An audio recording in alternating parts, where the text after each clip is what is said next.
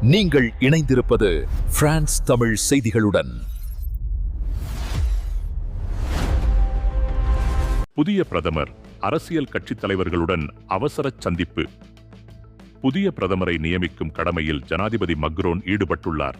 அதன் ஒரு அங்கமாக இன்று வெள்ளிக்கிழமை பிற்பகல் அவர் அனைத்துக் கட்சி சந்திப்பு ஒன்றில் ஈடுபட உள்ளார். இன்று அக்டோபர் 10 பிற்பகல் 2:30 இந்த சந்திப்பு இடம்பெற உள்ளது. முக்கிய அரசியல் கட்சிகள் அனைத்தும் இந்த சந்திப்பில் கலந்து கொள்ள அழைப்பு விடுக்கப்பட்டுள்ளது. எலிசே மாளிகையில் இடம்பெறும் இந்த சந்திப்பின் பின்னர் புதிய பிரதமர் யார் எனும் கேள்விக்கு விடை கிடைக்கும். அதேவேளை RN மற்றும் LFI ஆகிய இரு கட்சிகளும் இந்த சந்திப்பில் கலந்து கொள்ளவில்லை என தெரிவிக்கப்படுகிறது.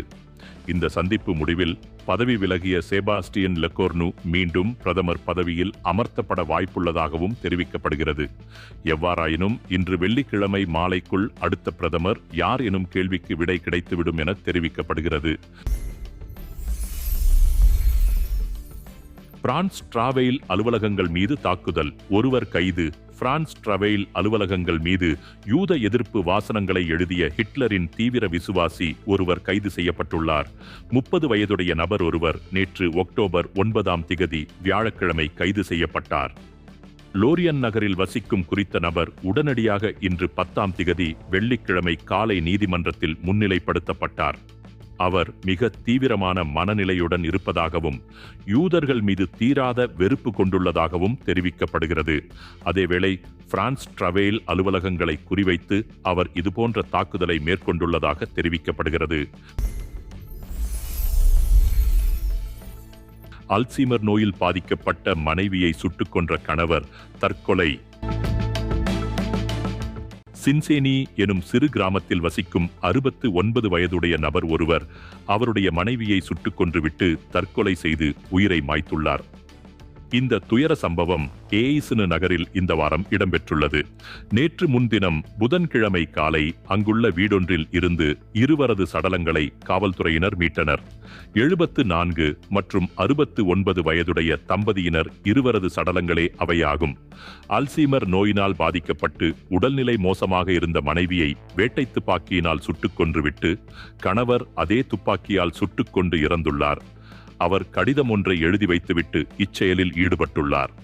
இச்செயலுக்கான தாம் அயலவர்களிடம் மன்னிப்பு கேட்பதாகவும் மனைவி அனுபவிக்கும் துயரத்தை தாங்கிக் கொள்ள முடியவில்லை எனவும் மிகவும் உருக்கமாக கடிதம் எழுதி வைத்துள்ளார் எனவும் தெரிவிக்கப்படுகிறது. பிரான்சிலிருந்து ஒரே நாளில் பிரித்தானியாவுக்குள் நுழைந்த 1000 புலம்பெயர்ந்தோர்.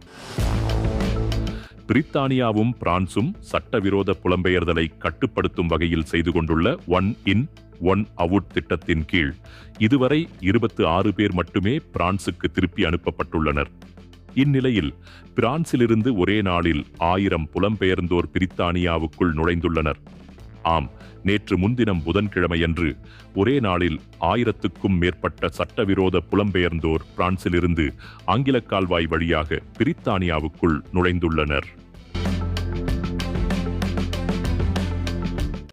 15 சிறு படகுகளில் 1075 சட்டவிரோத புலம்பெயர்ந்தோர் பிரான்சிலிருந்து ஆங்கில கால்வாய் வழியாக பிரித்தானியாவுக்குள் நுழைந்துள்ளதைத் தொடர்ந்து இந்த ஆண்டில் பிரித்தானியாவுக்குள் நுழைந்த சட்டவிரோத புலம்பெயர்ந்தோர் எண்ணிக்கை 35,476 ஆக உயர்ந்துள்ளது.